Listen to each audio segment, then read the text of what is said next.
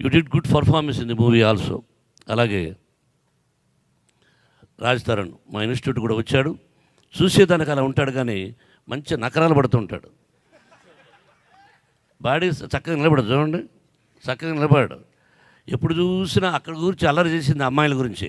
వాళ్ళు కాబట్టి సరిపోయారు. ఇంకొకరైతే నీకు ఇచ్చుండేవాళ్ళు డోస్. నా జనరేషన్లో ఉండే హీరోలు అయితే హీరోయిన్లు నీకు ఏం రాజప్రసాద్ లెఫ్ట్ హ్యాండెడ్ ఇచ్చుండేవాళ్ళు. ఆ అమ్మాయిని ఎంత ఆట పట్టించావా? She is a good girl. ఆ అమ్మాయిని ఎంత ఆట పట్టించావు? అతనేమన్నాడు, ఇద్దరు హీరోయిన్లు ఉంటే who is the first character? She is the first role. You must say from your mouth as a director, she is number one. You didn't say. You want to say that girl, she is very good.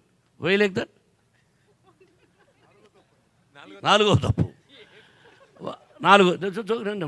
మాట్లాడదుగా, తప్పు మాట్లాడదుగా. సరే, very happy. ఇద్దరు హీరోలు కలిసి నటించినప్పుడు ego వస్తుంది. Ego అనేది ఈజీఓ, మూడు అక్షరాలు. Relationship అనేది 12 letters. 12 letters ఉంటే జీవితంలో ఏదైనా సాధించగలం. ఈగో ఉంటే అధఃపాతాలకు వెళ్ళిపోతాము.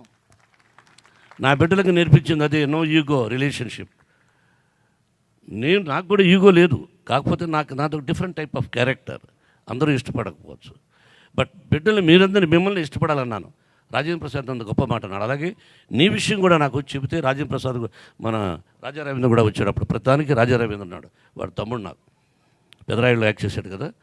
కాబట్టి ఐఎమ్ వెరీ హ్యాపీ.